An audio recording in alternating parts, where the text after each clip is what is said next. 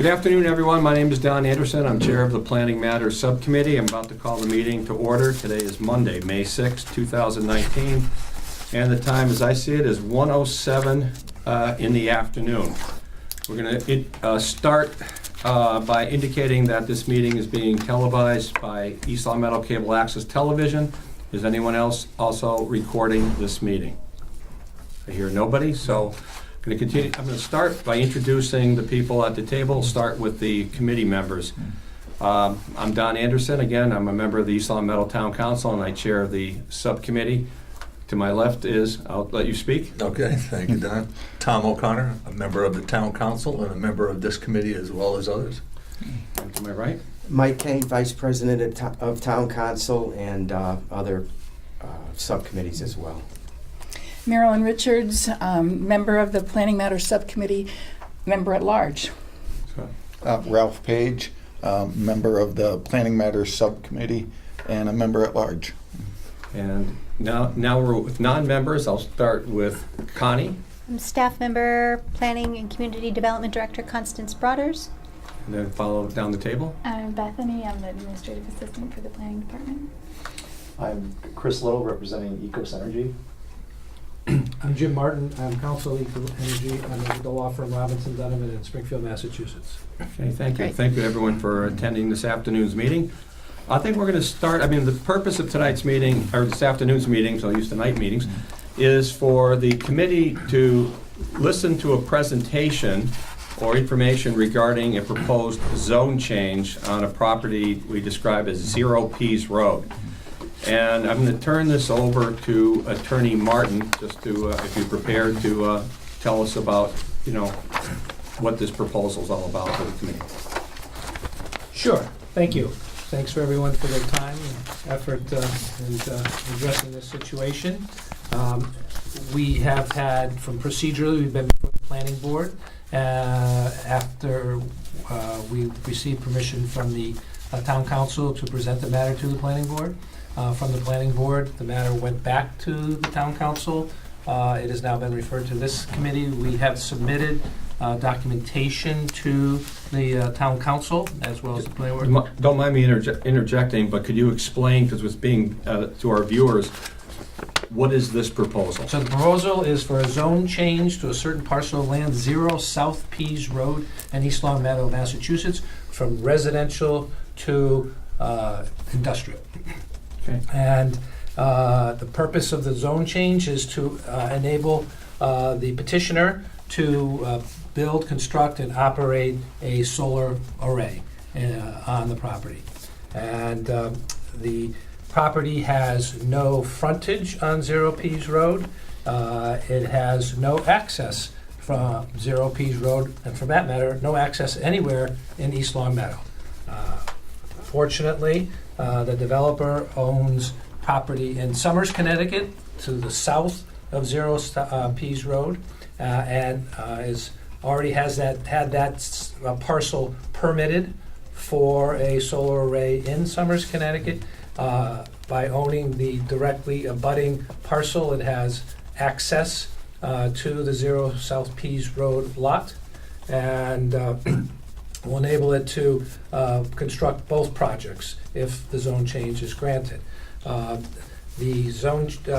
project in Somers has not undergone construction, even though it's been permitted, because since they're using one access road through Somers, they would like to build in East Long Meadow, build back rather than boxing themselves in. It would be the same access road as you go through the project. So this property does not border any residential properties. There are some residential neighborhoods to the east of other neighboring properties. When I didn't say residential zone, by the way, I said residential properties. The reason that this property is going for industrial as opposed to other districts is that under the bylaws of East Long Meadow, you have to have frontage. Solar is only allowed in 2 zones currently under the East Long Meadow bylaws. And since the industrial garden park type setting requires frontage, and this does not have frontage, the only option is to go into the industrial zone. Okay?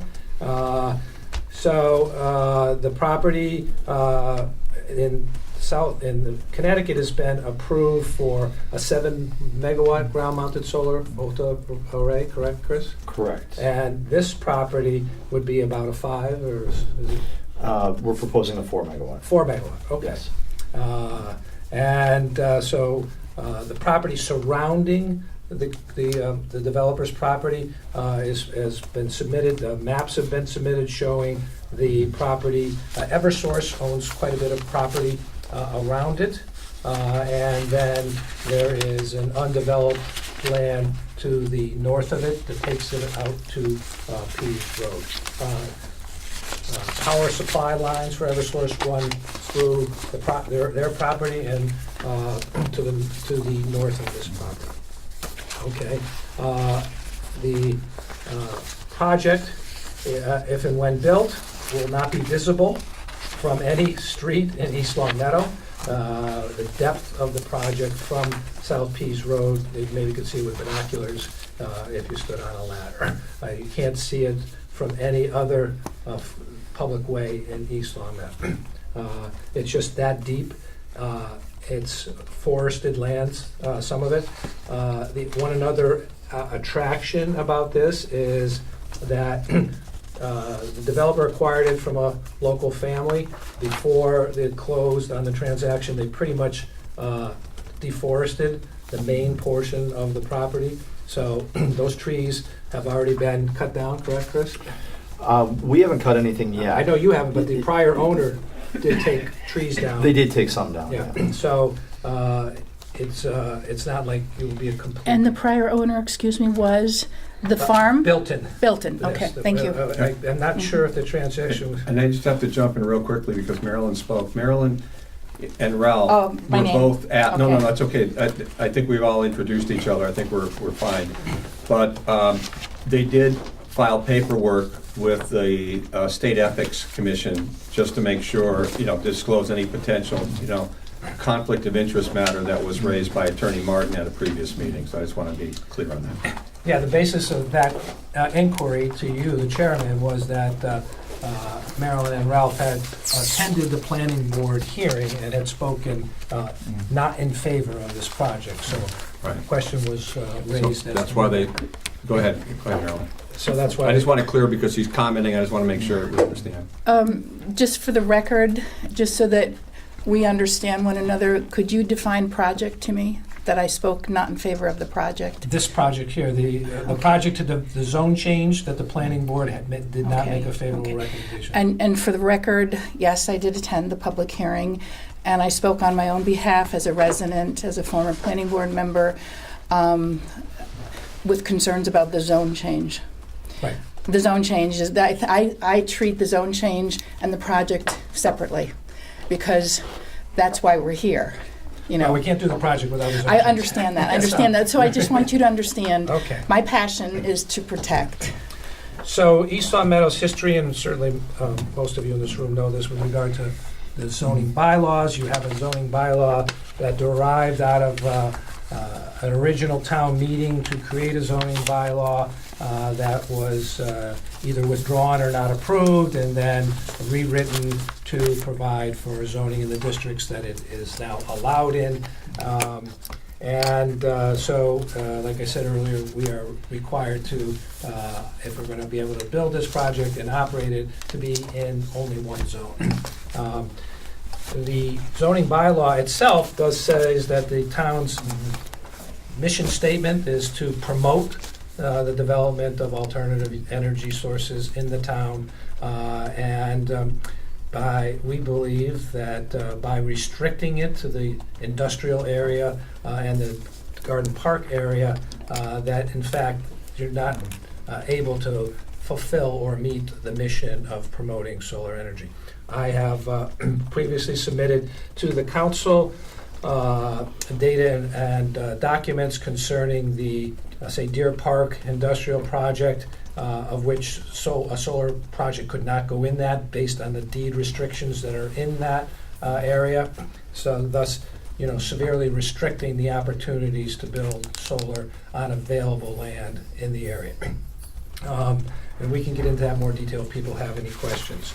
So, my client is a very strong proponent that climate change is a real and important issue, that communities need to address this issue before it's too late, if it's not already somewhat late out of the gate.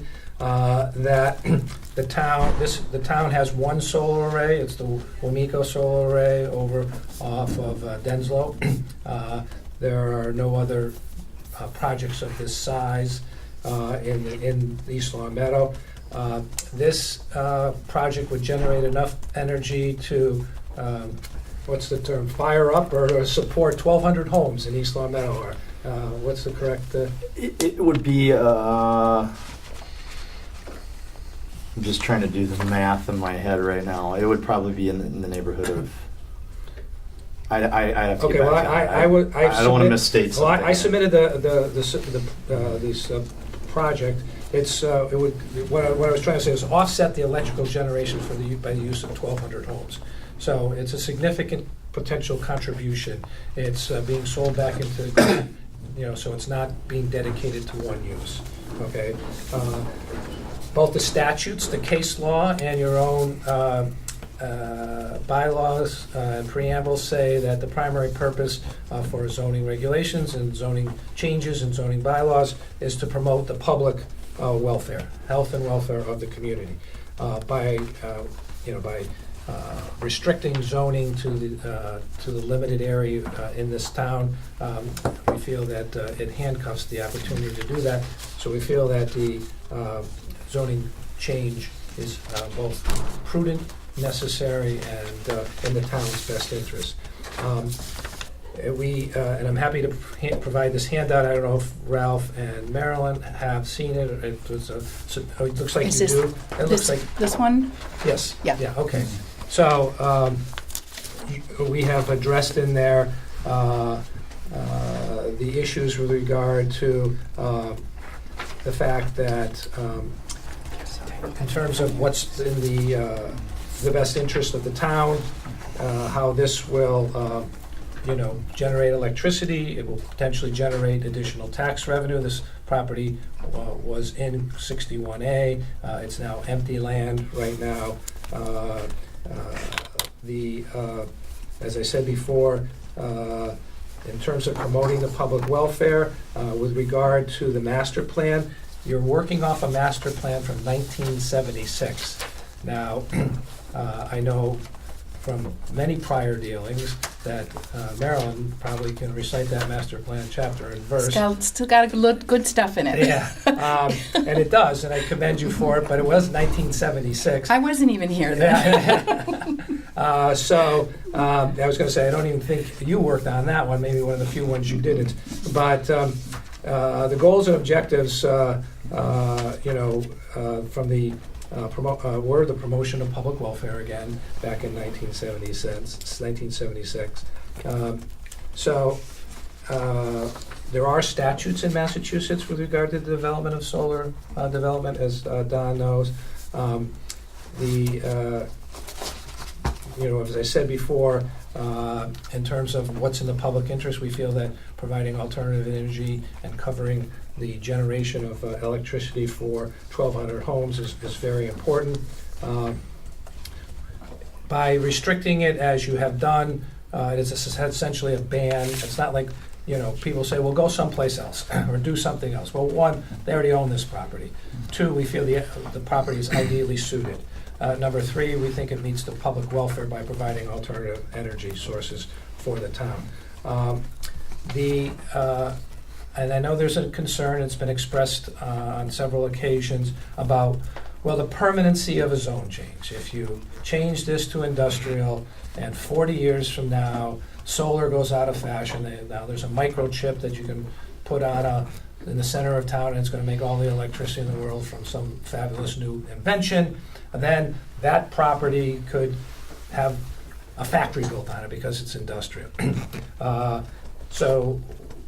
Anything is possible. As we know, anything is possible. We'd like to deal more in probabilities. And as a planning tool and mechanism, which zoning is, which we're asking you to change your map, the planning, we think, the planning sense of making this change outweighs anything that possibly could happen in the future. Anything could happen in the future. Planning 40 years out, is one thing. Planning for the present. If the town's bylaw mandates and the state statutes mandate that this is supposed to be for the better welfare of the town, then, by saying something could happen in 40 years in the future, makes it anything potentially impossible to fulfill. There are possibilities that through the process of development, going back, if we get this zone change, and going back to the planning board for site design review, which we'd have to do, there are other mechanisms that can address that in the present, potentially as a deed restriction that says that, if the change in use beyond solar takes place, then, it would be prohibited by a deed restriction. There are mechanisms to deal with the present. The development of this property, speaking of probabilities, beyond solar is extremely remote because it's got no access. It's hundreds and hundreds of feet off South Pease Road. You'd have to come through Connecticut.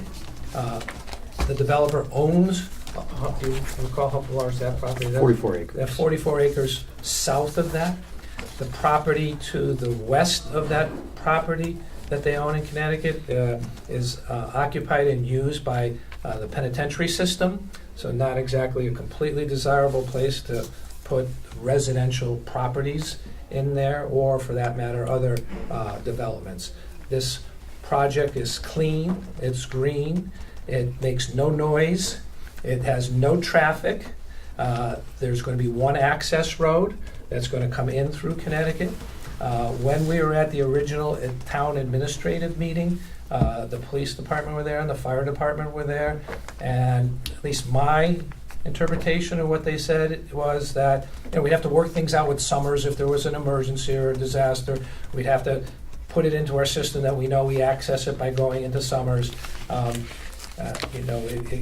Something could happen, but it's unlikely. It doesn't run at night. When there's no sun. It will be fenced in, but it'll be fenced in appropriately so wildlife can get under it and not interrupt with it. A truck, most of these projects that I've done, and consistent with what the petitioner has done, goes in once a month to do a routine maintenance review. So it's very low impact use. They trim the grass in between with a weed whacker or something and take care of the property that way. It's an ideal setup to tie in to the Eversource facilities that run through the neighboring properties so that you can generate the electricity there and put it right back into the grid. So that's a summary of the project. It's a solar array project. It is has to be zone change has to be granted in order for the project to be developed. I've stated the reasons why we think the zone change should be granted. Chris Little is the project manager. He's here today to answer any questions about the project, technical or otherwise. I'm here for your availability to answer any questions about the development, the legal part, the zoning bylaws, and the statutes and case law that are cited in this. And I think they've covered what I need to introduce you to the project. Okay, thank you. Any questions at this point from any of our committee members? I would have a question. Short of the zone change, would you still be building a 7 meg farm on the Connecticut parcel? That's a question for him. I'm sorry, can you repeat the question? If If you don't get the zone change in East Long Meadow, would you still build the one in Summers? Yes. And that's a 7 meg farm? Yeah. Currently, we're going to start on 3 megawatts of it this year, and then the remaining 4 megawatts would be a second phase. But you'd probably want to know that you're going to have the other 4, it's just so you can amortize the interconnection fee, right? Yeah, it's structured in that there's incremental cost to bring on each additional megawatt. Is Connecticut offering a SMART program at this point? It's a little different program. They have a, what's referred to, well, there's two aspects to it. There's the low and zero emission renewable energy credit program, which is through Eversource, and United Illuminating has it as well. And they have solicitations each year for 15-year renewable energy credit contracts, REC contracts. And then in addition to that, so that's where the RECs go. In addition to that, they have a virtual net metering program. And so that project will sell net metering credits to local towns at a discount. So they get a credit on their bill and then they pay us a certain amount, similar to the Massachusetts. So in terms of building it, step phasing it, with Connecticut's program, are you put into different blocks depending on how early you enter the sequence? No, it's an RFP process on the RECs. Okay. So you submit a bid price. And Totally different than So it's a little Mass. different than the SMART program here in Massachusetts. Yeah. Yeah. Then- So this program, okay, so if you build this farm, which you are, you're going to start with 3 or 4 meg, expand towards 7. Would that project be tied into Mass, or Mass would be an independent project, wouldn't it? Totally A independent. second solar farm. Right, correct, totally. Right. Correct. Okay.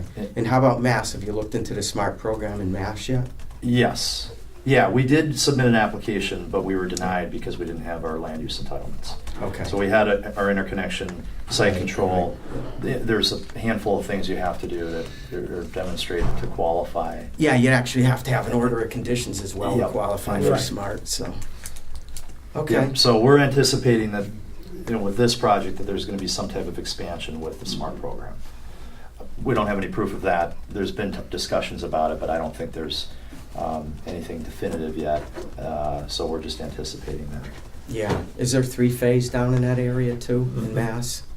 There is. Where would your interconnection fee in 3-phase come from? It'll come off of is it Pease Road? What is the road out here, Jim? Yeah, that Pease? is Pease Road. That is Pease, yeah. So all the land in between our parcel and Pease Road is owned by Eversource.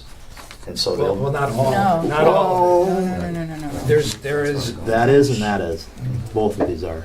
right, but it goes out to Pease Road. as Well- So there's a family that Pearson's owns. Farm. So this isn't Pease Road then? This is Pease Road? Pease Road's here. Yeah, I'm talking about this road. This is Shaker. That's Road. Shaker Road. Yeah, Shaker Road is what I'm Yes, talking you about. can get to Shaker Road That's where the through loop is. Eversource Yeah. property only. Right, yeah, so it's a little bit of a haul, but, Yeah. Yeah. okay. That's all I have for now, Okay. thanks. Anyone else? No? I have a couple of questions, I Please. guess.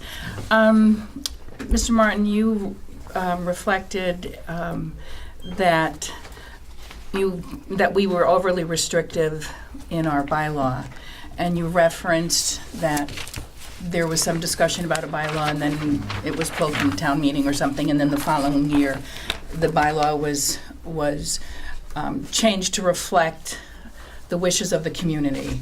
And that's what passed at town meeting in 2012. Yeah, I don't remember if it was voted down or. Well, It 2011, was probably there were withdrawn. articles on the warrant, Right, I and then remember there that. was a public hearing, and the planning board in its wisdom, I think, pulled the articles because they knew that they still had more work to do. And that plan, wasn't it for to allow solar throughout the town? 2011 allowed solar ground mount photovoltaic arrays around, permitted in every zone. Correct. The concern was the right to farm in East Long Meadow, and that we have a lot of farmland, and we're passionate about our farmland, and did not want to see focus on that particular benefit that we enjoy in our community at risk. And so then the following year, in 2012, the bylaw, through a lot of work between 2011 and 2012, was presented to the voters. For the record, I was not on the planning board, I was just in the audience. I'm not sure if you No, were on the planning. 2011, I was off. You were off, okay. So at the time, there was input from the town attorney with respect to the bylaw. And the town attorney approached this bylaw as he recommended us as a planning board on previous bylaws. If you are going to deny the use in a certain location in your town, you have to, throughout the bylaw, permit it by right someplace else. And that is why the bylaw reads, for ground mount, industrial, commercial type applications, those are not permitted in the residential zone. However, they are permitted in the industrial and the industrial garden park. We also provide solar in every other zone within our town as roof mount and carport mount. Individual preference, if individuals want to do their part, we certainly have a lot of residents within our community that have solar. So we provide solar in every in every zone in our town, just in different forms. That's the first comment I wanted to make about how the bylaw got there. Does anyone have any questions for me? No, I think your memory's better than mine on that, but I also recall some objections in the town meeting to solar, having it townwide, to solar arrays also being in residential property, and people didn't like the potential for that. Absolutely. You know, that, I think you find that in any community, and probably in your own. But no, that's true. That's absolutely true. Could I ask one more question? You said that the parcel in question for the zone change is already owned by the applicant.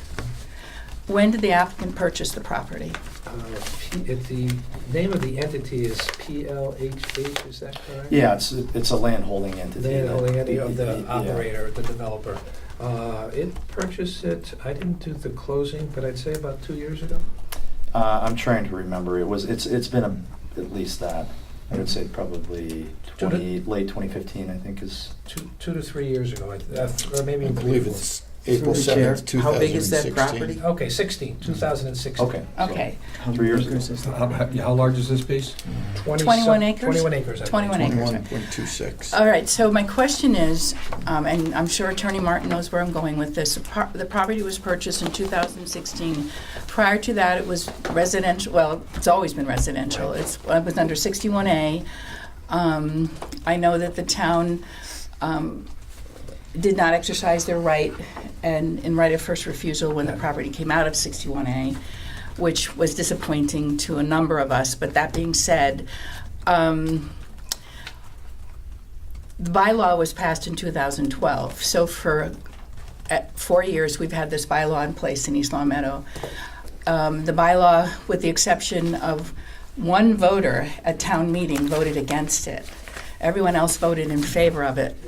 And that being said, it passed muster with the Attorney General, and it has been our bylaw, and subsequently we have a quite successful ground mount industrial type project in our industrial garden park.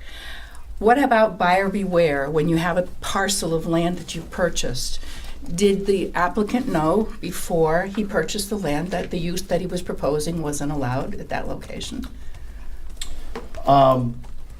At the time, we were aware.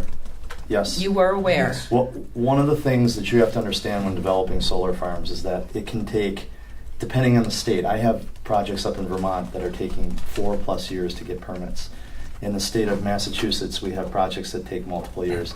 There is no way I can tie up a piece of land for years and get through the entitlement process. So that's a risk that we have to take very often. So, but your answer to your question is that the developer knew what the lay of the land was when they purchased this property. Okay. They were, but in their experience, they thought, they analyzed this piece of property and frankly thought there's probably no better parcel of land That's right. in the country that has no frontage, no neighbors, no access, and therefore that generally translates into no objection from abutters or neighbors. Or Surrounded things by like transmission lines, prison system to the south. And I don't dispute that. Yeah. I So understand. it's a business calculation. I understand the location. I just question the fact that this is a development that is proposed for East Long Meadow. This is, through other projects in our town, we have a building inspector, we have a police department, fire department, we have a planning department that would all be involved in the development of an East Long Meadow parcel. And sadly, they can't get there. And, you know, I'm not hearing that you're going to be building an access road through the Eversource, you know, off of Shaker Road, for instance, so that there would be reasonable access for town. That, I mean, that's one issue with the project. My issue with the zone is that how can you, aside from the deed restriction that you offered as a possible way of permitting this project to go through with the industrial zone, which is our most relaxed, lenient zone in our town. Anything industrial-wise can go in that zone. Granted, if there were another parcel in East Long Meadow, they might ask for industrial garden park because they have frontage. This particular parcel does not. My question is, how do we as a community stop the bleeding once we pass the gauntlet to allow an industrial parcel in the middle of our residential zones? That's the concern. That's where Marilyn Richards comes from. And when you look at the zoning map and you see the zones that have been carved out, you've talked about, you know, our master plan and the real deliberate actions that took place in the forming of the zoning map. And you look at the red and or the pink and the white, the red and the white, whatever the camera shows it, that's all residential A and AA. And on this side, up here is residential, purple and yellow, and down here is our industrial garden park. And that's the zone that you're trying to now move across Shaker Road to the residential side as one parcel. And how do we prevent the bleeding from going to parcel throughout the development? All right, let me. If you have an answer, I'd love to hear it. Well, I have an answer. It's Whether you love it or not. Is, you know me well. Right, I know you well, Marilyn. But in all due respect, first of all, to answer your question about the departments in town, we've already had an informal administrative roundtable. We had that, I think Ralph might have even been there, I don't know. So, I know Connie was there, and I know the police chief was there, and the fire chief. August. Yeah, and so we, you know, even before we filed to go to the town council and then go, we went in, there were a few projects on the agenda that day. And so and it's informal, it's discussion. The police representative was there and a fire representative. I mean, I can't swear it was the chiefs, because sometimes there's a designated officer that goes to those. And we had these, you know, your first point was, you know, access. Right. And my recollection was that there was no great concern on either fire or police of access because, as I said earlier, if they know what the access is, then it's in their record. So if a call comes in, it shows up on their system, access this way. So, but that was an informal, light discussion. I think the question is, well, that's not the deal breaker type thing. Right. And so, you know, as you know, if we get the zone change, then we have to go back for site design review, and that will be a formal roundtable. And then that will be a formal review by the planning board, at which those issues would have to be addressed, satisfied, or become a stumbling block to the approval of the site design review. So that's my answer to that first question. But you've already got the zone change at that point. That's if we get the zone. So Okay. I'm answering your question about, you know, I understand, other people need to be involved. I understand, and they but- will be involved, and they have been involved. Right, I understand. Okay, I so that's understand. number one. Number two, in terms of the process, when you hold up that map, actually that map I think is compelling to grant the zone change. It's interesting how the eyes of the beholder. Your industrial space, look at it up there in yellow. Is there a 25 acre parcel up there to build a solar array that's available? A 25-acre parcel where? In your industrial zone. In our industrial zone. I don't know who owns the property. We just built one. We have 330 Chestnut, which is 40 acres. That's, you know, that's. When you say we. We meaning the community doesn't, There's a parcel. you said the parcels within. Right. But there's a very limited land available for a parcel that's needed to have a viable project. So you have to keep that in mind, I think, number one. Number two is that stop the bleeding. I interpret that to mean if we put this property into industrial, what about some other property next to it, or whether about somebody behind it, or across the road, or whatever? And so now that all that red turns from residential All right. into, But you almost have 100 acres of vacant land directly above it. well, we don't. Well, no, but I other mean, people do. but Right. sure, So once if you start. If the development, if the owners of that property want to sell property to anyone to build a solar array out to the street, hear me out now. I am, I will. I've been to several hearings recently in which I've heard folks, including you, talk about the concerns of residential development in East Long Meadow. One, the cost of residential development and the tax on the schools in your current high school.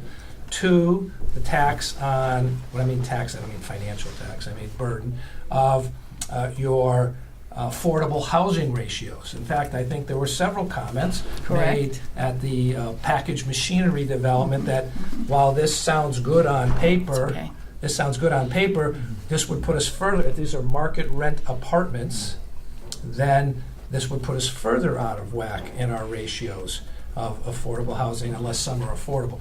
If that property was to be built out someday, if the development company or the farm company, Ralph knows the name of it, if that was Oh. a turn, that red space was a Oh, turn. you mean Redstone Farms up here? Yeah. Is that what, in- is that in here? these two parcels? Yeah, Eversource Right. owns these parcels. Right, and And this, then- they're both by the And same then the- individual, just Yes. different entities. Right. And when I've spoken to their representative who tells me that the family has no intention of selling, so I don't, again, we're getting into possibilities Doesn't versus surprise. probabilities. Right. But if that was built out as residential, such as my client did with Great Woods, what a planning nightmare that potentially is for East Long Meadow, with how many homes could be built in there, how many kids would go to school, how much taxing that would be on your 911 call. I've heard a lot about your call center recently, attending meetings about your school system. It would be, in terms of planning, what is a more prudent thing to do to ensure that maybe 40, 50 years, there might be a residential subdivision back there versus knowing that at least 25 acres is going to provide for the welfare of the town with alternative energy, with tax development, and with no tax or no burden of fire, ambulance, schools, and that sort of thing. So if I'm looking at it from a planning perspective, and maybe because I do this work, I'm a little more desirable of seeing it that way, but it makes all the sense in the world to me that you would want to do something good for the town without burdening the town anymore. And this does that. So if you say if it's a burden, if another solar farm wants to go in on the farmland, is that a burden now because you change it and to allow more solar? I don't think that would be a burden either. The burden, I believe, is, if I may, the fact that the town was proactive in looking at what we wanted to do with this particular use. I mean, in many of our surrounding communities are struggling now because all of a sudden they've seen an overrun of these types of projects and now have filed for a moratorium so that they can create a bylaw to allow the town to have some regulation in how the land is used within their community. It's not an anti-solar stance. It never was. It was an approach with the bylaw to provide balance for our community. And I believe that that's the way, Well, it actually, the courts have interpreted some of these actions as biased against anti-solar, and for good reason. Even at the planning board hearing, the statements that were made was, we wanted to put solar in the industrial district along the railroad line. And, because it was viewed as an industrial project. But it's not an industrial project, and it is generation, they're not, it's a generation of, it's a silent operation. It collects It's a manufacturing of electricity. Yes, it collects Manufacturing and is generates. It industrial. doesn't manufacture it, it generates electricity. It's not, the sun makes the energy, they transfer it, and they put it into the grid. But it's a silent use, and you don't have employees, you don't have parking, you don't have smokestacks, you don't have noise. But to use the railroad line as a basis for the selection of an area for which solar can go, when when's the last time a railroad actively operated in East Long Meadow? It shows You want to answer that? the length of time that people went back to classify this. Anyway, that's my. Go to Ralph right now. As far as the industrial zone, I believe it was stated at the planning board meeting that the industrial zone followed the existing railroad. That's correct. That's why it was zoned industrial, because it was right along, it was easy transportation in and out. It's also our least restrictive zone in town. Being the least restrictive, it only made sense to allow ground mounted in there. But with that being said, I just wanted to jump quick. I was able to get a copy of the original application that you submitted, and for zone change, it says that you're requesting property from residential AA and residential A zoning districts. I've looked at your maps. I don't see any in the residential A. Am I missing something? Well, maybe not, but we came across one document that suggested that a tiny little portion, I've got the map, Ralph, Yeah. was in that. So we didn't want to omit it if it was. We came across, and I'll dig that document out. Okay, because like And I said, I've had I've this looked at our discussion with your planner 2007, as well. and I'm just trying to clarify. I understand. It's a good question, but I'll dig that document out. And then to be changed to either industrial or industrial garden park. Right. So right now, as we're speaking, industrial garden park is off of the table because there's no frontage. Correct. Okay, just wanted to make those Yeah, we made that clear clarifications. in the process. Because I know the 72-page document that you submitted on page 64 clearly states that you wanted industrial garden park. Your presentation said that one of the reasons being is it's only one parcel away from industrial garden park. Well, that was for a different issue, but you are correct. Well, and so just pointing out that It's industrial, that's all that's. industrial is actually, the closest parcel is the new gas station on the corner of Shaker Road and Chestnut Street. That's the closest industrial zone I'm to aware of this. that zone. I think you would be, actually. My main concern is a zone change within a residential zone.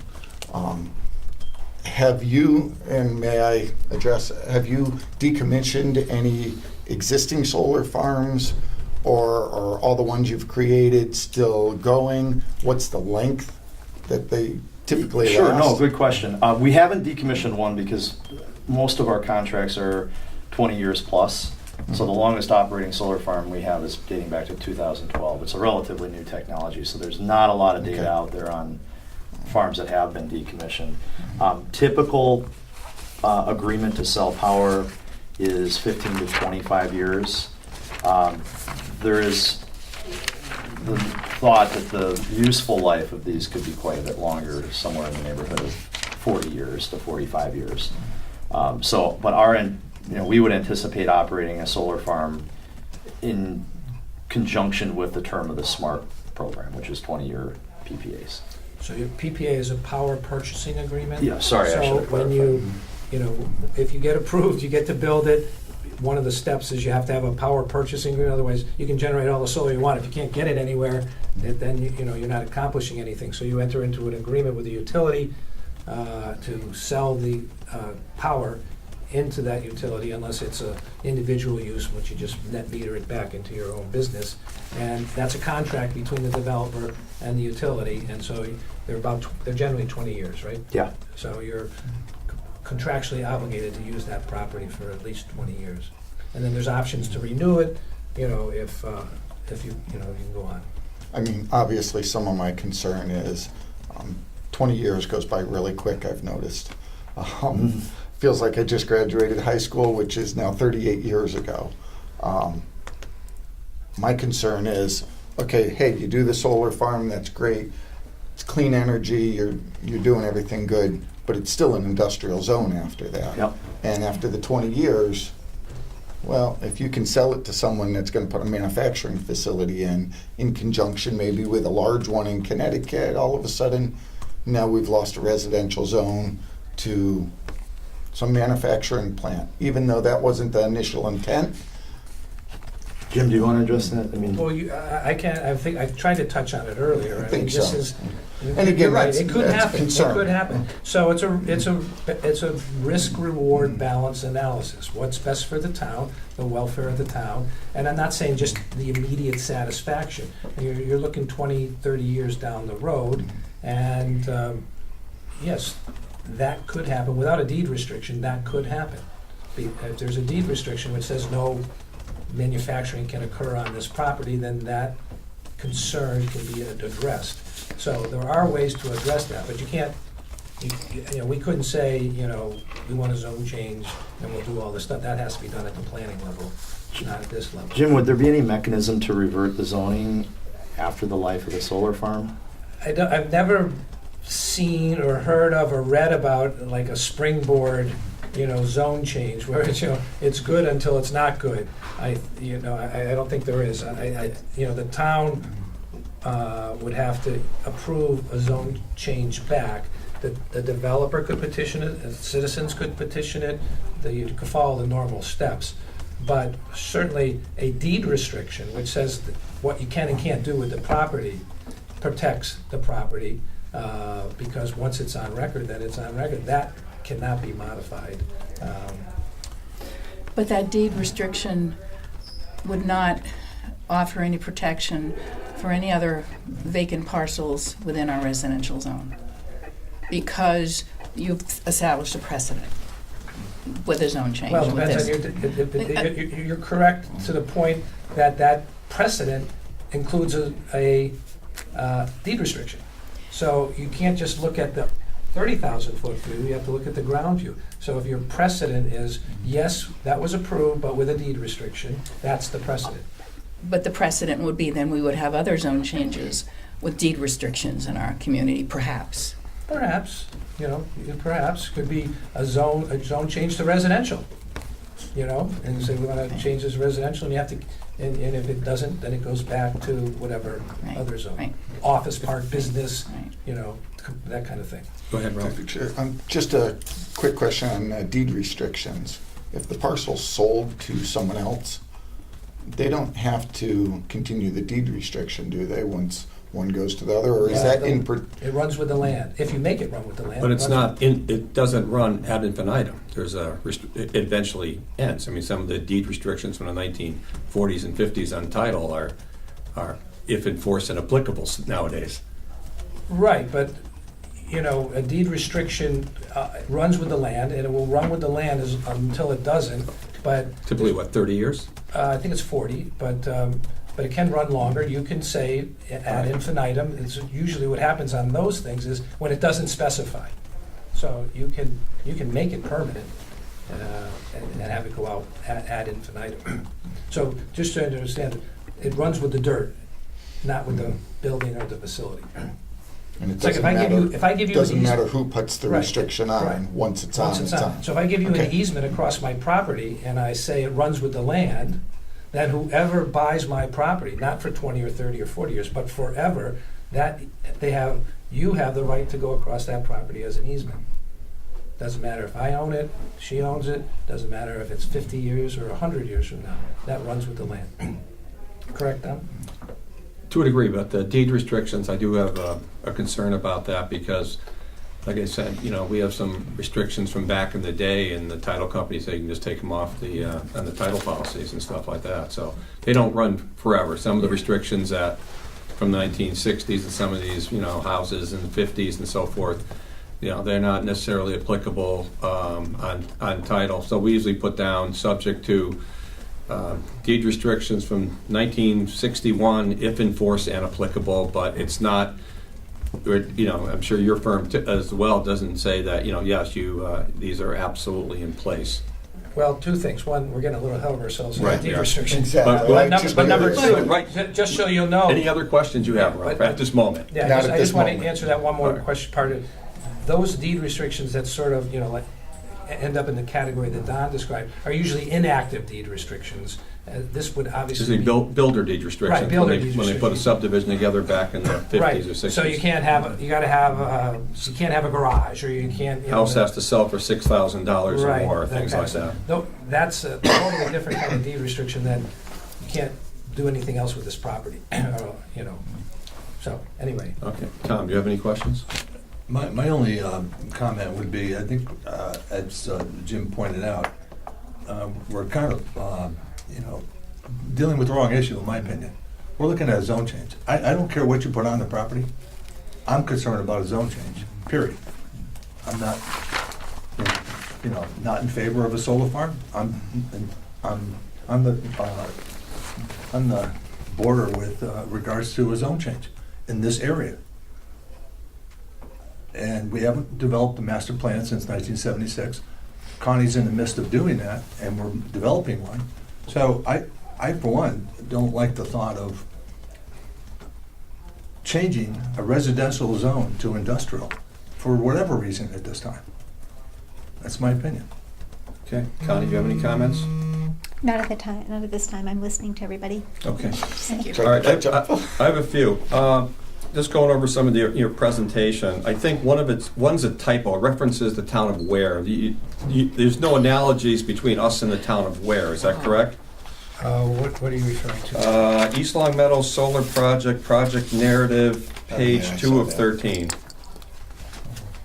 And that's not just to show us what could be done in Ware, could also be done here, is there, just disregard it? Yes. Okay. Now we're back to the rest of it. It talks about, one of the benefits you're proposing is an increased tax revenue. Is this not part of the pilot, or is it not a part of the pilot, payment in lieu of taxes? Typically, is it a pilot issue, or is this a non-pilot issue? We haven't talked to the town about a pilot because we don't have a approved project. Okay, but if you had an approved project, we can't tax you, we as a town can't tax you as a matter of right. You'd have to have a payment in lieu of taxes agreement, is that correct? Not necessarily. Okay, We could explain. just go on the standard assessment roll. I mean, developers can typically try to negotiate But this. that's your call. I think so, yeah. Well, And there's nothing we can put in a project, or can the planning board put in a project approval, say that you agree to be on the tax roll, but instead, or, because that's why I said, it's not a fait accompli that the taxes are gonna be measurably better, is that correct? no, that is not correct. Why is it not correct, Jim? Because these solar units are plant and equipment, and they are taxed as a property tax. And just like I fill out a form in my office, and I turn it into the city of Springfield, we have these many computers, we have this many desks, and I pay a property tax on that. And these are... Right, an excise tax type Right. thing, yeah. Yeah, it's basically an excise tax. Now, at American Saw, the manufacturing equipment is exempt under a Massachusetts statute to promote manufacturing. These are not, well, there's actually two questions of thought. There's actually, to be fair, there's actually an appellate tax board decision that's being appealed that says that they are not plant and equipment, but other than that, everyone else is treating them as plant and equipment. So the town would issue an excise tax bill on the inventory of them, and that's payable or appealed on the value. Or you have a pilot, or you have a voluntary arrangement where you just voluntarily make payments, much like, All nonprofits. right, on the like project then in Ware, well, let's use that as an example. Is that project moving forward? Is that, That project was caught up in a legal morass. That morass is starting to settle out. Okay. It's going back to the board in June for review. or where would Which that board? be Which taxed? board? Which board? The Yeah. ZBA, the? The zoning board of appeals. Okay. Okay, so let's look at the Ware project, because that's further along than any proposed project here. Where, pardon the pun, would the taxes be in that, as far as vis-a-vis the town of Ware? Is that strictly excise tax, and then you'd have to agree to a pilot program with the assessors, is that correct? Well, the attraction of a pilot program to a developer, in my experience, Right. is that the first couple of years, these are brand new, how much did it cost you to buy? $4 million. Okay, we're valuing them at $4 million, and here's the tax. And then if the developer and the town can't agree, then they say, okay, but next year, we say now they're worth $3 million. And you say, no, they're still worth $4 million, and you end up in the ATB, and every year you end up in the ATB fighting about the value.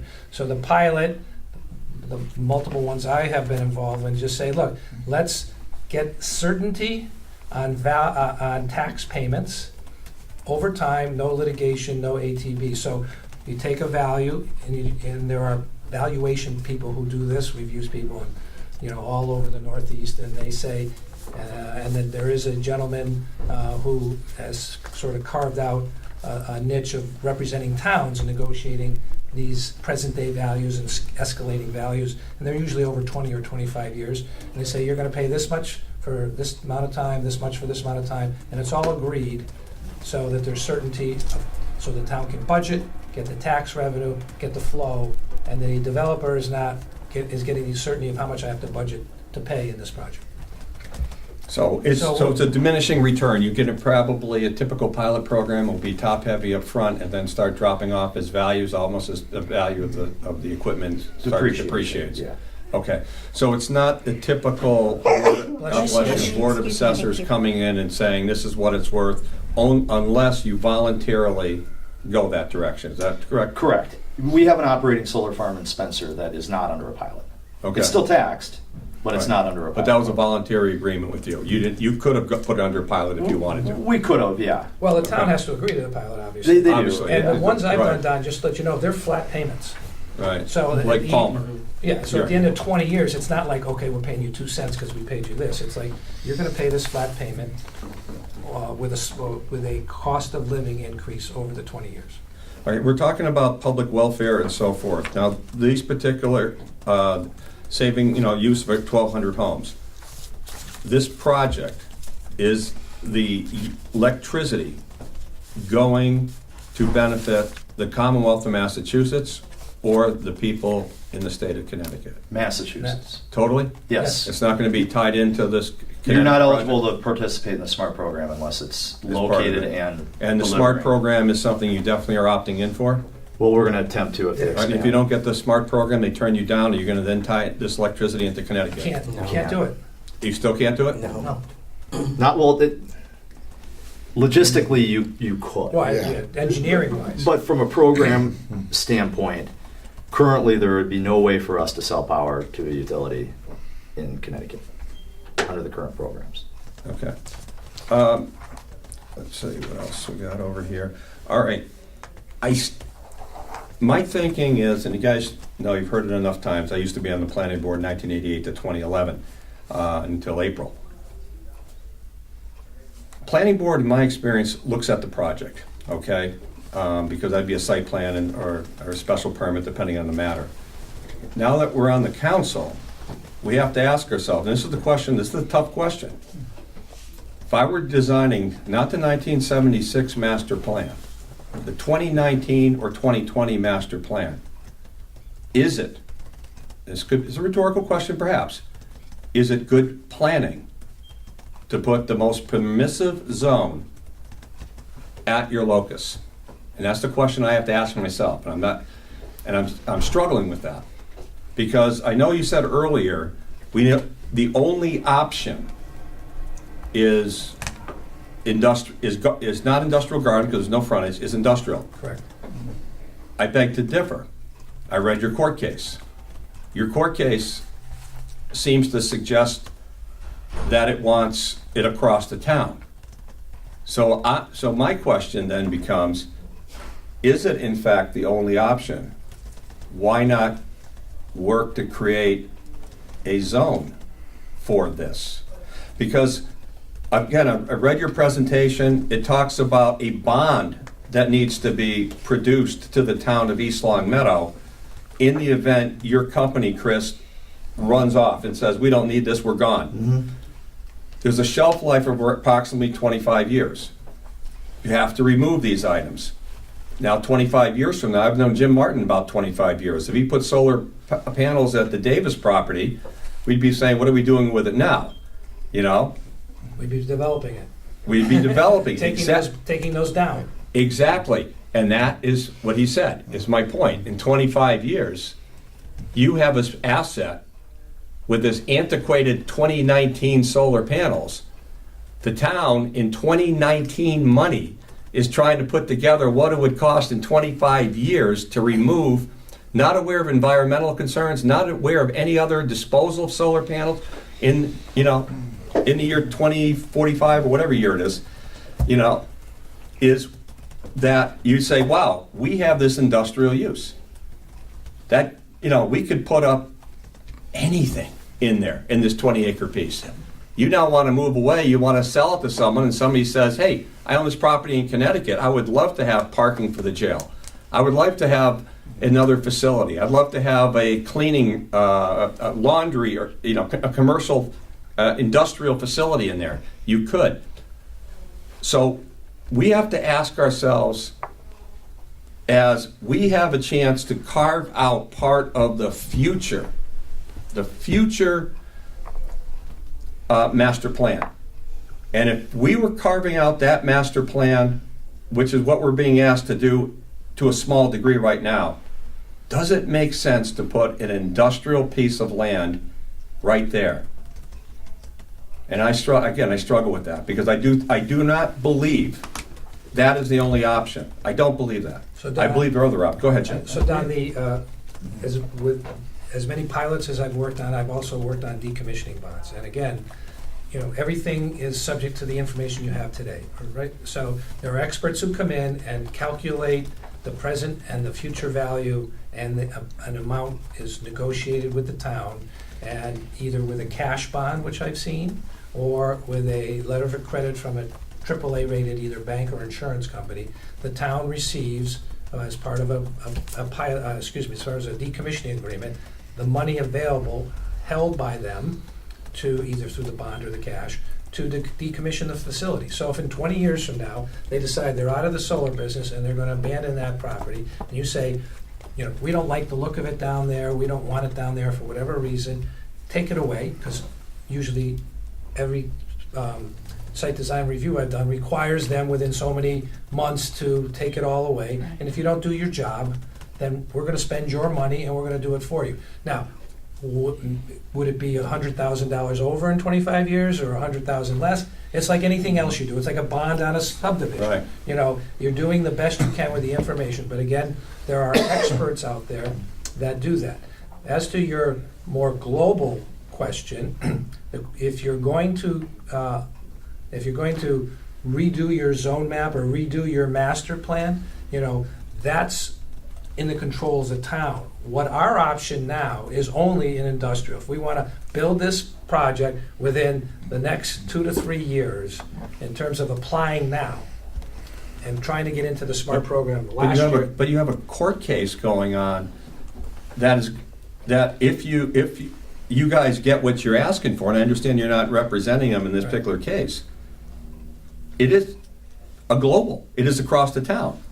That's what you're asking for. That's the relief that the petitioner believes Massachusetts statutes and case laws permit. In other words, what I said in this overview is that your current structure is not consistent with the law and case law. So when you say, Marlene says, or Ralph says, It's Marilyn, I'm sorry, Marilyn. I'm sorry, I know that too.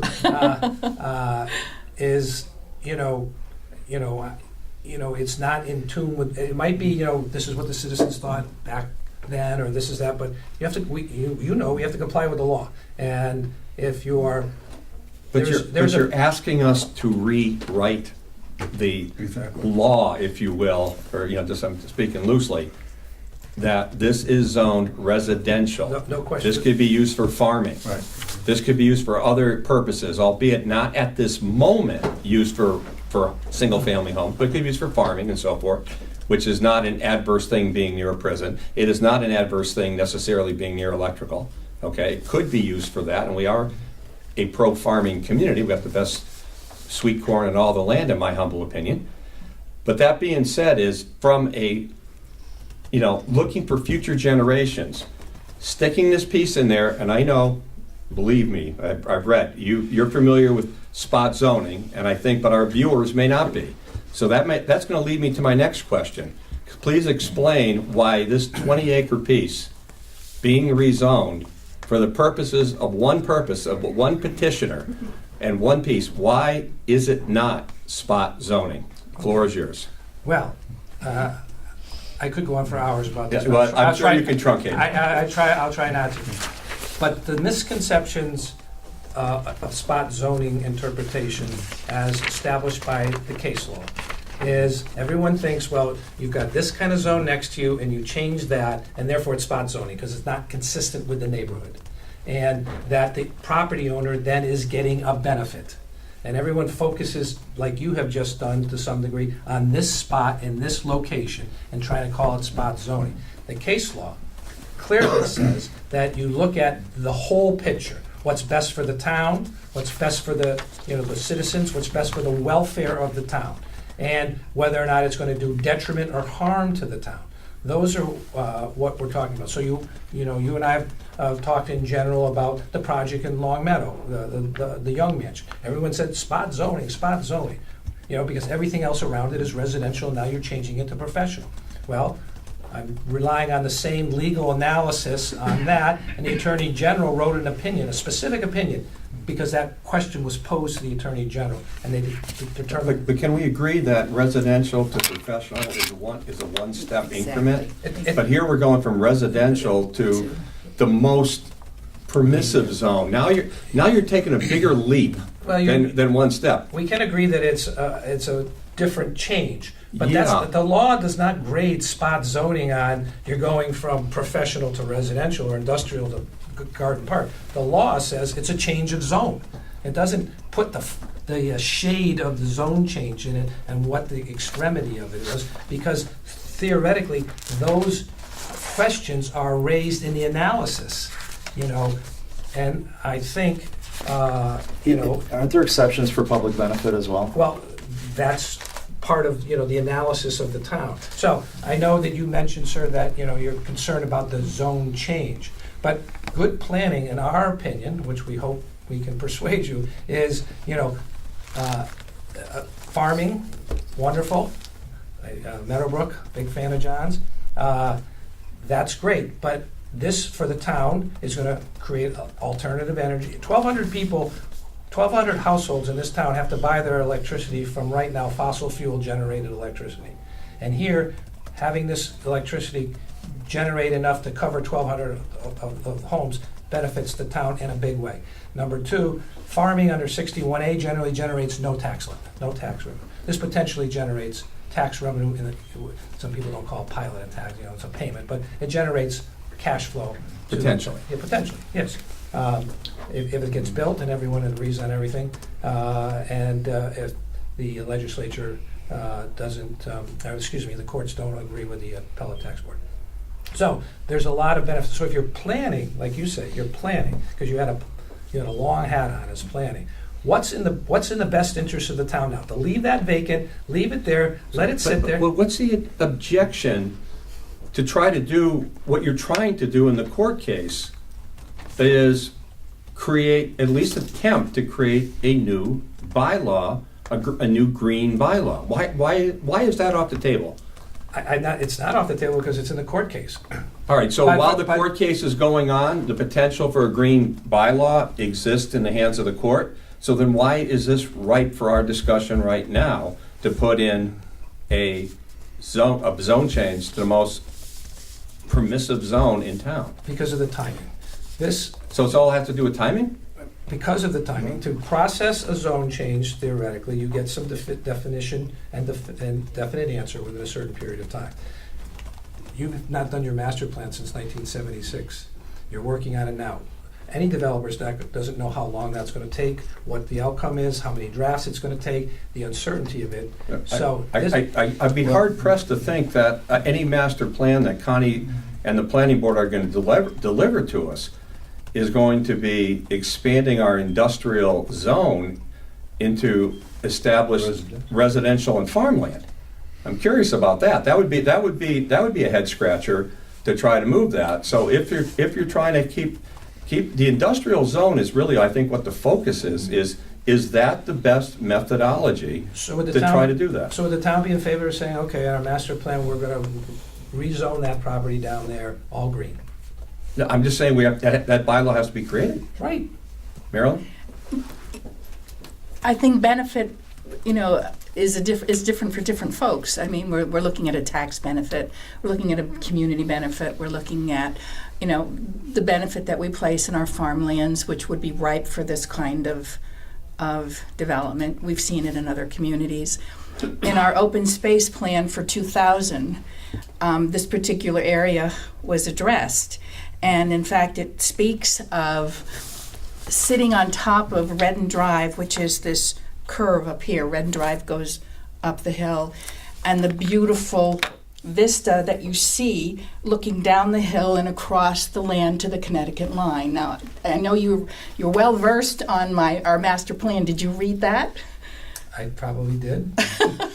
And probably thought, my goodness, East Long Meadow, what are they thinking about vistas? Oh, vistas But it are was great. It was a beautiful, look and from the element up on top of Redden Drive down through Mr. Pearson's almost 100 acres across to the Connecticut line, and it's a straight shot to the parcel that we're looking at right now. There is also mention of the possibility of creating this as open space. And,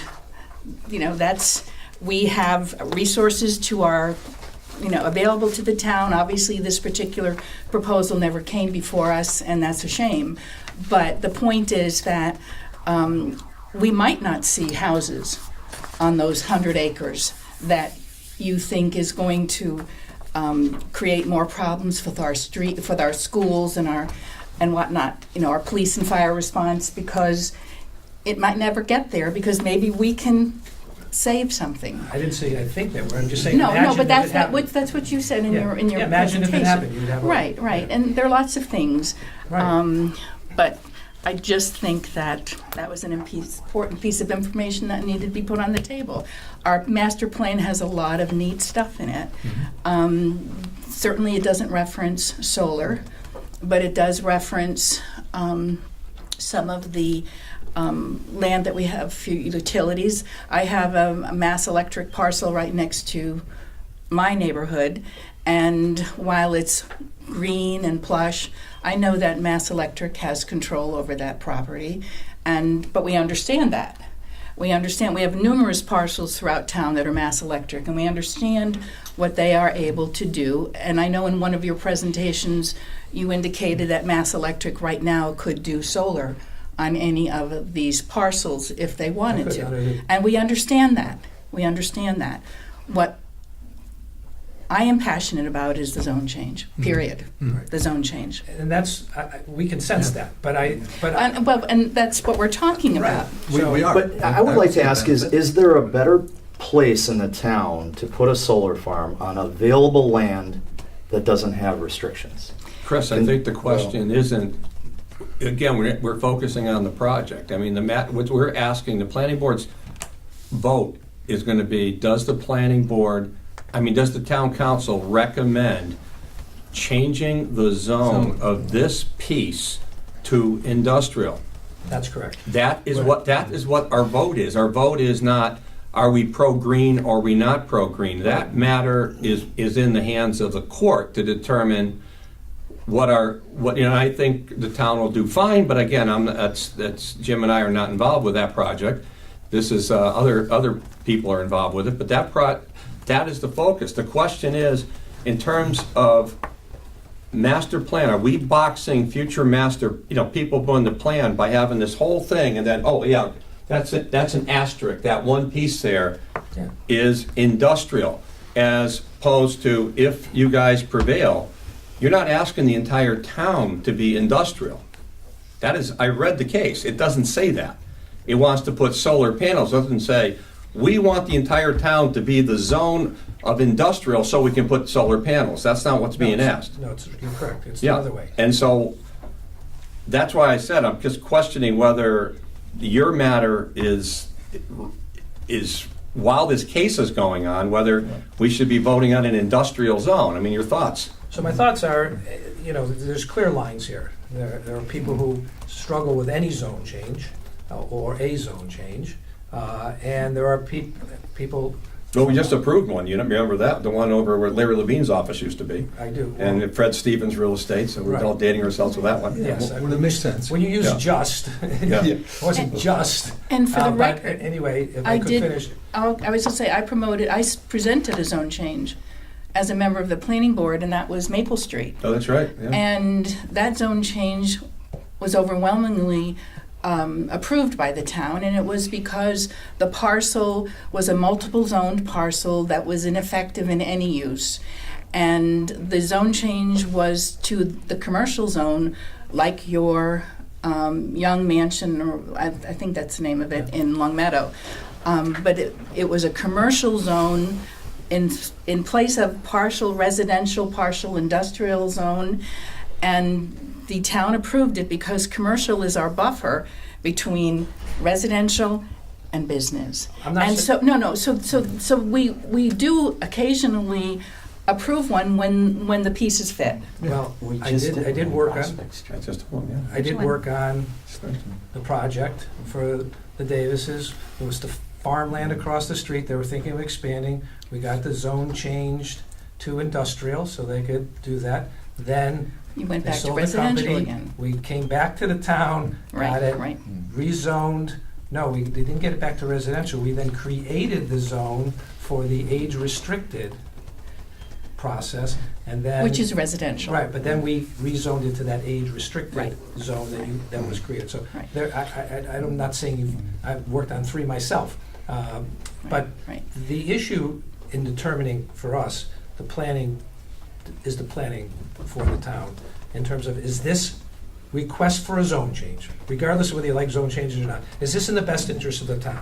And if people are deciding, we want this to sit there, do nothing, not contribute, sit there, and maybe 20 years from now we'll do this, or maybe 3 years from now we'll change our master plan and we'll allow this, or whatever, maybe, as opposed to saying what's the best interest of the town now, the welfare of the town. Those are philosophical decisions. And we present, that this is a perfect parcel to be rezoned for its intended use. It benefits the town immeasurably. And to say, I'd rather just wait for 1, 2, 3, 5, 20, 40 years and do nothing, as I tell my kids when they're growing up, no decision is a decision. It's a decision to do nothing. And it's not a decision to invest in the town, to try and improve the town. It's a decision to sit back and say, let's just wait and see what happens. And that parcel's been the way it is for a long time. I don't know how long the built and zoned it, but 60 years, 80 years, it's been sitting there the exact same way. And when nobody else can get to it, and nobody else can see it, and we looked a little, Marilyn, we haven't done the full study. Some of those places, you can still look down, and because of the trees, and because of the topography, and because of the height of these, so if you see them a little bit, but you're not ruining the view. So I did read it, but that has to be, there are all sorts of sophisticated tests to look to see if that impacts. Okay, I'm with you, Marilyn, as I stated earlier. I'm more than off the fence. We're dealing with the wrong issue. We're dealing with a zone change. No, And I take those very seriously. as we all do. And I am not gonna do something that affects the town for the next 40 or 50 years without making sure that I'm really, really comfortable with it and it benefits the town in the best interest of the town. And what Not just about, a small. what about this project does not benefit the town? Just asking you. We can't focus on the project because, No, right? he just There's no but- guarantees. No, but the I don't know philosophical that, yeah. questions, I think, is somewhat moot at our point Well, because the petitioner has brought this before the land court. okay, let me. And they're going to be arguing the philosophical questions right there. But let me ask, Tom, you said you couldn't vote for a zone change unless it benefits the town. That's one of the reasons, Okay, yeah. yeah, okay. So I'm asking, you, what about, we're trying to learn here, we're going through this Yeah. process. What about this project does not benefit the town? But it's a change to an industrial zone Right, from a residential area. I got that. Yep. That's it. Okay. I don't know why, if you added on to an industrial zone now, that would be less of a concern, because you're just moving it out a little bit. but you're putting it in a different location in town that's totally removed from our industrial zone today. We're also building a master plan. And I voted against other changes because we don't have a master plan, and I will continue to do so until we know and get feedback from the experts that we employ to tell us if this is a good decision or not. I'm not gonna make decisions for the future for folks who have to live with the decision we make today. And I'm not gonna restrict our Director of Planning and Development Okay. or our Planning Board with regards to changing a zone, and then they come back with a master plan that says we shouldn't have done it. It's too late. It's not like, oh, we made a mistake, let's change it. We can't do that. Okay, you had said in your statement that you weren't going to vote for a zone change unless it benefited the town. I was just Yeah. trying to see what about this project would not benefit the town. But it's not the project. No, but he said, he referenced the project, so I'm asking him. No, I know, I said the project with regards to the zone, not the solar. I'm focusing on the zone change. That's what you're asking for, Correct, a zone change. That's what I can vote on. yes. And that's my opinion. I mean, in effect, it's like you're buying the 64 pack of Crayola crayons because you want that one green one. You know, the other ones are all part of the package. When you do the zone change for industrial, you know, you said, well, the green one's amazing. It's a terrific thing. So buy the whole pack. You know, town, buy the whole pack. And the other point that Marilyn made was an excellent point. In your proposal, where's there a buffer? We typically, in good planning, when you have the most aggressive zone, where do you propose a buffer around there between industrial and on the opposite side, residential? There is none. I mean, even the matter that Marilyn talked about created a buffer. Even the situation you had a transitory because of the buffer. The town historically likes to have a buffer between between zones. You don't see too many instances of industrial running right next to residential. In most cases, there's some type of buffer, a street or something, but there's nothing. Through the chair, can I There's Eversource transmission lines running through there as a buffer. I mean, there's a right-of-way. But again, those lines, just like railroads, you think railroads run forever and ever and a day, now they're a rail track. What if they don't need it? What if the transmission can be to the satellite? All right, Yeah. Michael. Michael, My question is, how much property do you allocate for approximately 1 meg of power? Ballpark, 5 to 6 acres. Okay, so you want It's to... getting smaller though because the panels are getting more efficient. So Yeah, that's a little dated. It might 5 be acres less than is that. what Yeah. I would estimate. So we talked about if you're going to do 5 acres and you're going to build a 4 meg farm, you're going to need 20 acres to do that. Mhm. So how that correlates into what Don was just talking about, it's a 21 acre piece, right? Right. And then the last question, just so we have an idea on how big the farm is do you have a rough value on what that 4 meg farm would cost to build from a personal property tax standpoint? That's difficult to forecast because solar panels and modules and components fluctuate in price, especially when tariffs come out and manufacturers have to adapt and move their facilities to different locations. Some of the manufacturing is actually coming here to the U.S. And then there's a soft cost component, which is the interconnection cost, all the development fees, my time to come out to these Right. meetings and that type of stuff.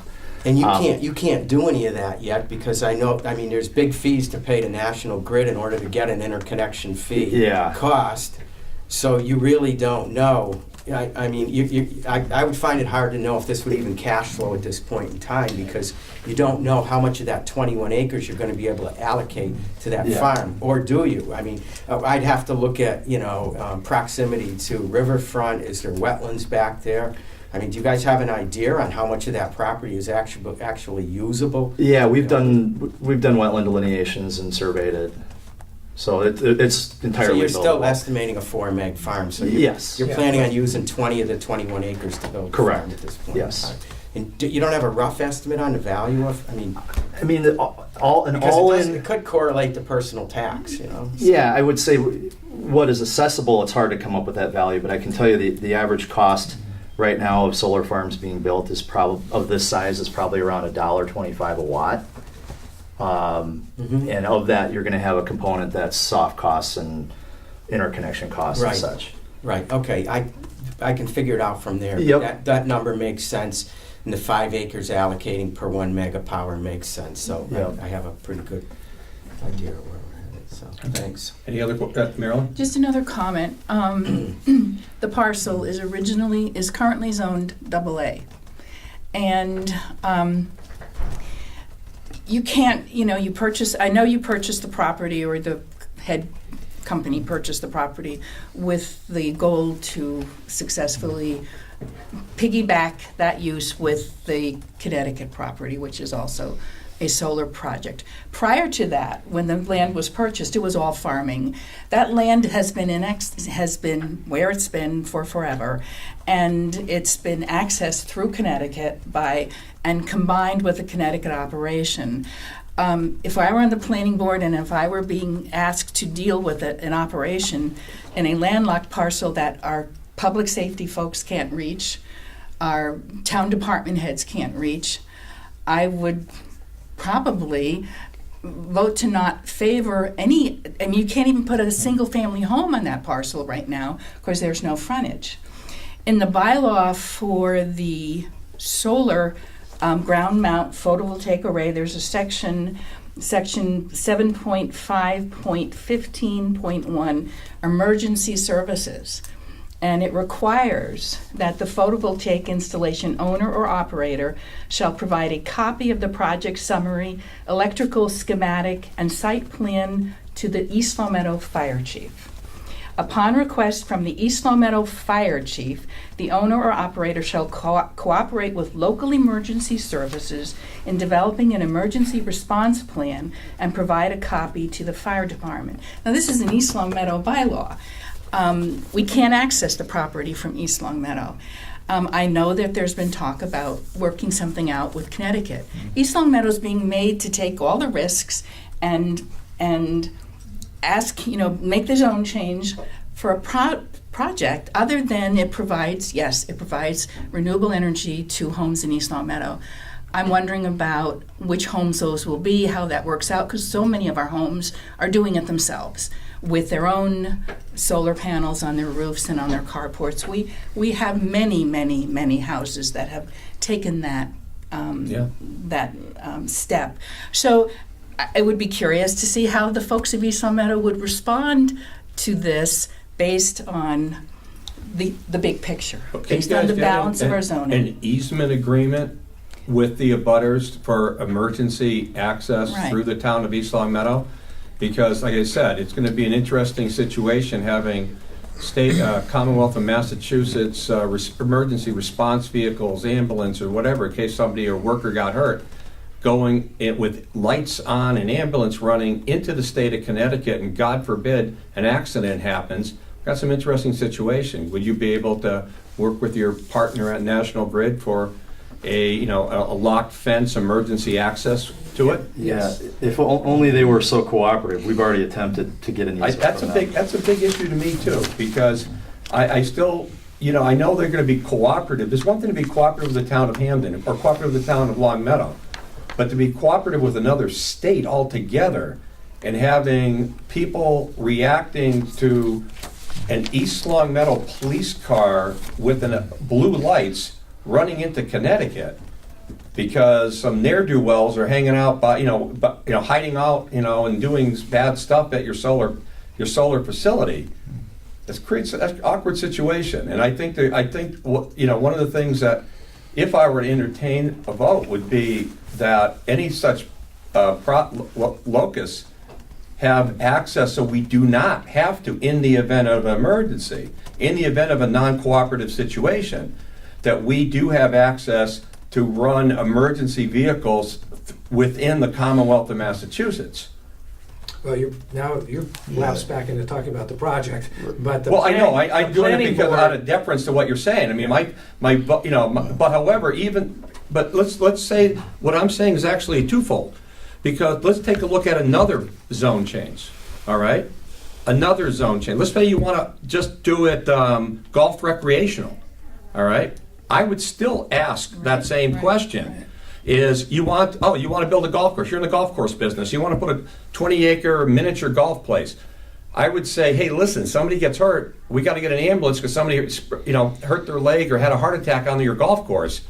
I would still say it makes sense to have an emergency access within the state of Massachusetts. So wouldn't that be, ultimately, if we were ever to get there, be a planning board No, condition? no, that's a zone thing, zone change thing. I don't think We're so. zone changing a landlocked piece, Jim. I don't think so. I think I beg to differ on that one. because we have to go back to the planning board for a site design review. Yeah, but that focuses on the four corners of the site. We're focusing on whether an isolated piece, zoned whatever, golf course, church, whatever you want to put in there, okay? That East Long Meadow emergency response vehicles can get in without putting us in a situation where we're creating a federal matter crossing state lines.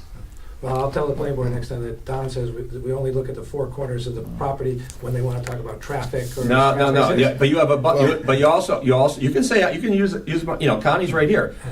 But this is a different situation. In the years I've been on the planning board, we've never had a situation that I can recall where we could not put emergency vehicles. We had one, I forget what the street is, where we had a knockdown fence type situation where if the East Long Meadow had to get into it, we could knock this fence down, or the police and fire had this padlock to get in. I don't know if it was Gates Avenue or wherever it was. It was some way to get into the project. This one, we have no way to get into the project except by helicopter. We don't have one yet in this town, yet.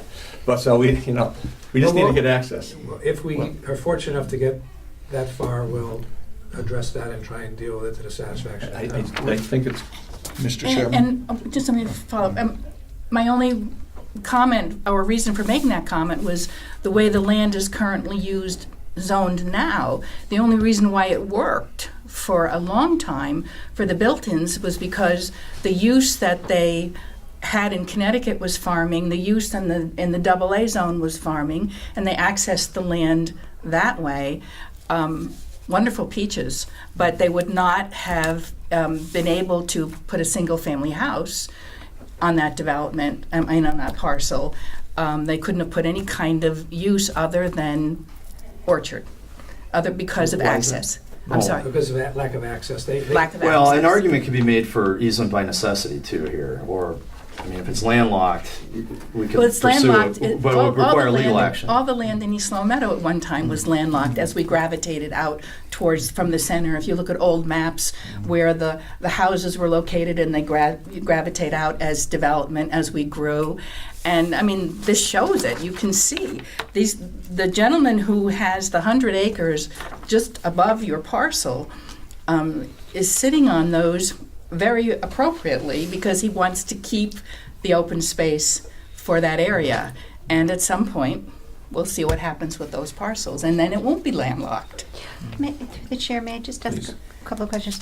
Is there an ancient way? How did they move their goods from the farm to the road?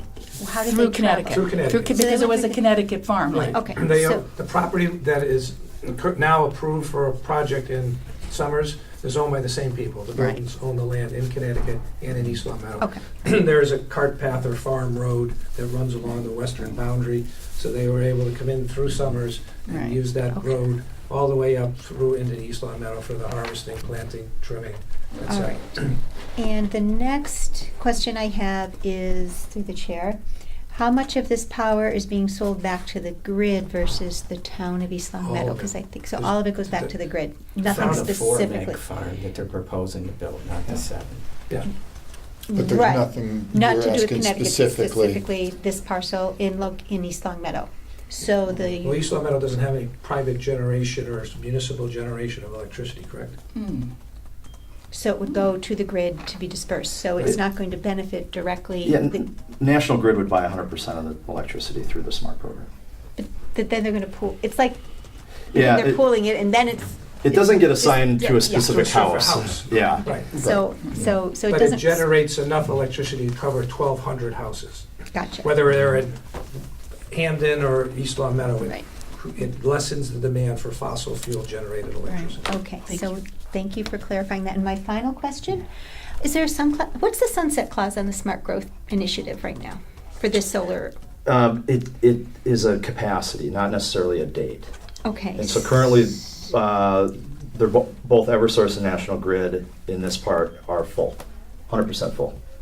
So unless they expand it, which we anticipate, I shouldn't say anticipate, we're speculating that they are going to, we wouldn't be able to get a power purchase agreement under the SMART program right now, unless there was some way to make an approval retroactive back to when our original application was put in place. Okay. That's why we got kicked out. Okay. Because we didn't have the correct permits. Because I know they Another were. way of saying it is first come, first serve. That's right. Right. Because first there, takes a portion of that power that's available, and there's only so much of that power for them to give out. Until everything's full, then, if they want more renewable green energy, at some point in time, they'll start another program. That's Might right. not be as lucrative, but, Could be different too. right. Yeah. So What if they don't?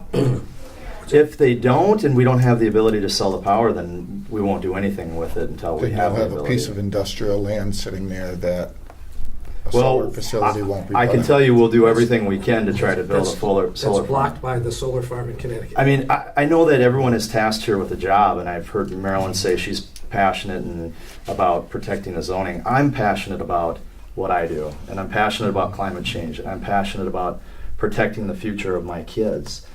And I don't think if the scientists are right that anyone's going to care what happens to this property in 40 years. If the scientists are right in the report that was released today, if we don't do anything in 12 years, half the species on this planet are going to be subject to extinction. So this is what I'm passionate about, and we presented what I think is a very great location for a solar farm in the town.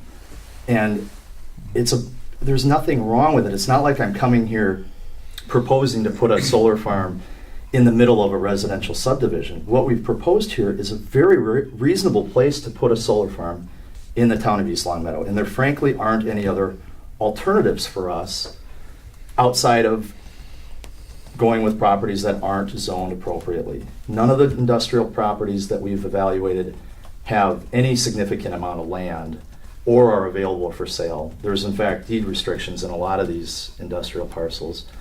And we're next to a prison system, we're next to transmission lines, we're next to what I think is really an industrial type area, frankly. I'm going to respond to Chris. I think I've listened to everybody, as we all have. I haven't heard one thing anti-green. I agree. I think what I'm hearing is, as I reel back to the Crayola analogy, why do you want to just get the one color, but you have to buy everything else? There's so many loose ends. I mean, the question is, your court case is trying to change our overall bylaws to try to say, hey, listen, we can put this anywhere as a matter of right through permitting. What you're doing is saying, here's what you guys did back in 2014. You feel it was appropriate here. We now want to take here and move it here, as opposed to perhaps working consistent with what your court case is trying to do, is saying propose a bylaw. Now, for instance, Jim spoke earlier of trying to create, of having to create a bylaw for over 55 housing for Mr. Rulier. No, Which not for Mr. Royer, for Mr. Davis. Davis, I apologize, and then Rulier and their Rulier's building. right. Right. So that's not foreign to Attorney Martin. My question is, this is the most aggressive zone. I'm broken record, Don, I know what I'm keep saying it. The most aggressive zone, and this is just going to be plugged right in here. It doesn't make sense from a planning point of view. You want green. None of us are speaking against green. I understand that, Why but there's can't so many we- restrictions in place that don't allow us. Why can't we at least explore? I'm not saying it's going to be a fait accompli and you're going to get it, but at least explore a green bylaw. Because you said if you're passionate about, okay, Attorney Martin. So how long, do you remember how long it took to do that process. But again, if, But just hear do me you know out how now. long Hear- it hear took me to out. get the environment to where it is right Yeah, now? but hear me out, so. Do it the right way. With the solar programs, it, you know, like, they got shut out this year because, you know, the process didn't go as we had hoped. The planning board said, no, we had to come here, and now we got to come there. They're hoping that it gets open next year. If we have the zone change next year, we can get hopefully back into the program. If we embark on a process that takes 3 or 4 years, you're essentially saying it can't be done because things will change in the program. The property will have been, you know, fallow for all that time. If we're trying to do things properly and efficiently for achieving the goal of getting less fossil fuel generated electricity, your long answer would work, but it would be more damaging than the direct answer, which is what the approach. But your court case is going I more for the understand long that, answer. but that's an alternative to this. Mr. Chairman? Please. Just a question I'm going to put out because I don't know the answer. Do you know of any towns in the state of Massachusetts that have created a specific zone, only a zone where solar can go?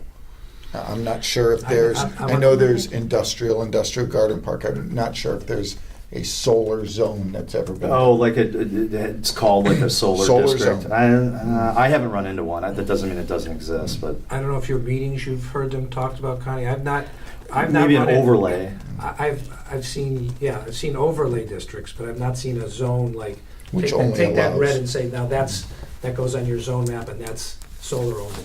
I mean, I think one of our concerns is through the industrial, all of these things are allowed, and I wasn't sure if someone's ever created a zone where only this item's allowed. That's it. Through the chair, one way of addressing this discussion and resolving this matter of concern would be to create a solar overlay zone. That way you would protect the underlying zoning district. You wouldn't have a zoning change, and then when the 20 to 40 years passes, along with the deed restriction, it would revert to residential AA. The underlying district. Yeah. Right, yes. So, okay, we have a parcel that's AA that is being slated for a zone change based on our current bylaw. And if there was an effort to create an overlay for such a parcel, that would, I'm looking at the residential zones. I'm looking at, you know, where would this overlay stop and start? You know, I mean, it's part of the. That's, yeah, I think that's, But that I'm would just. be something they would have to bring back. But and lay out that's and where all I'm that. I going. was That's just- that was the right. argument for trying to regulate it in certain areas in the town to begin with, because of our farmland and because of wanting to, you know, protect certain residential.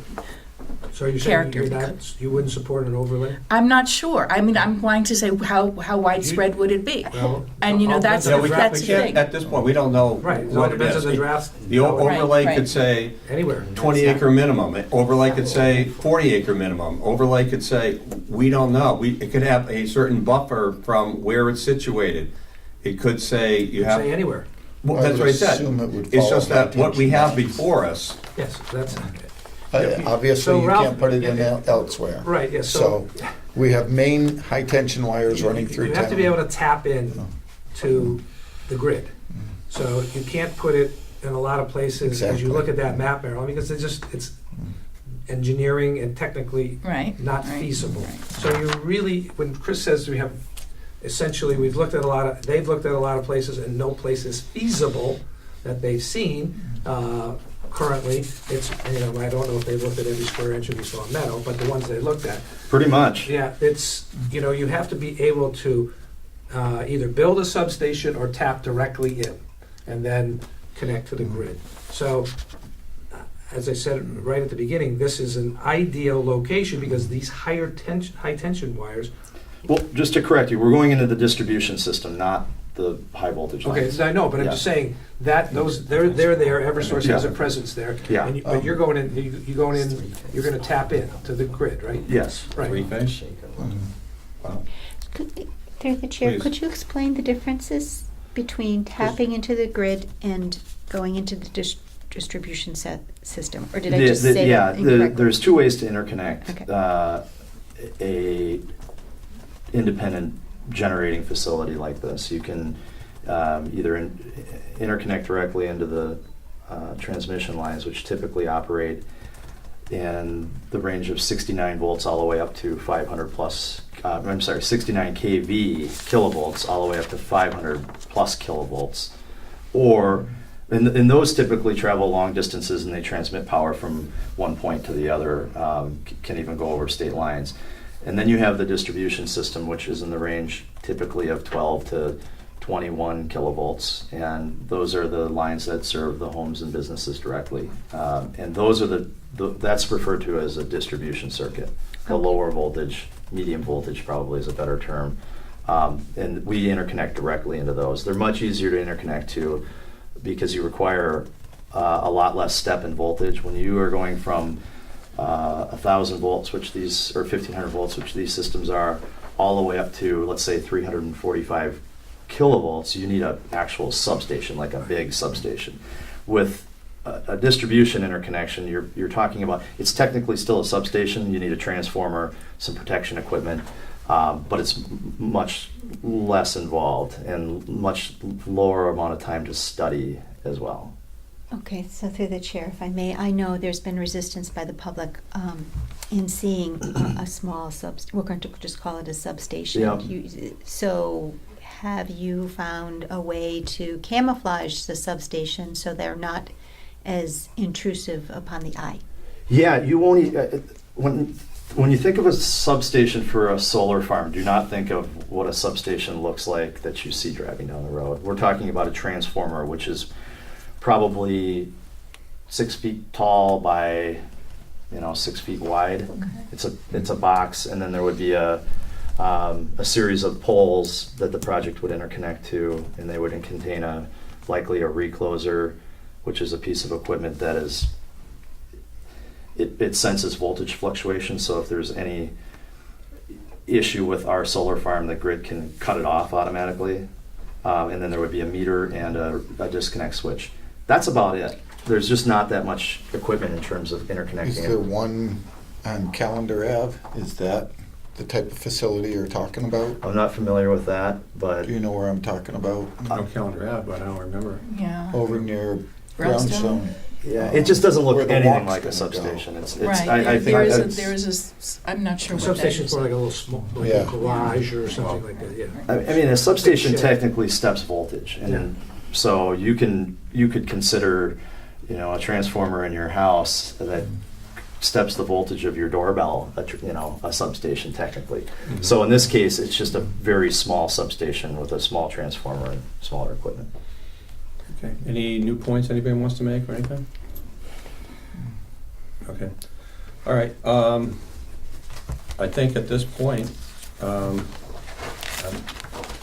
if you're prepared to vote on a recommendation or non-recommendation, I'm ready to listen. And just out of, I think we're just gonna limit the voting at this point just to the 3 council members over here, just so what we have here is a matter before our council, and the question is, do we approve a zone change to industrial? And we are mindful of the fact that they want to put in solar, but at the same token, we're not voting on a project, and we're aware of the project, unless you guys feel I'm speaking out of turn. Nope. That the matter is we're voting on a zone change to turn this locus this color, and so forth. I mean, my opinion is, as I mentioned, I don't think all options have been explored.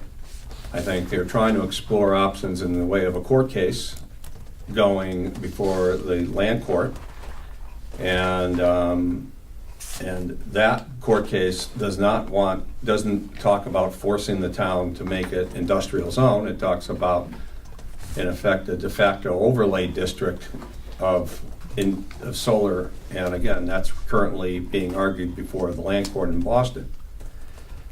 What we have before us is changing this piece to industrial zone.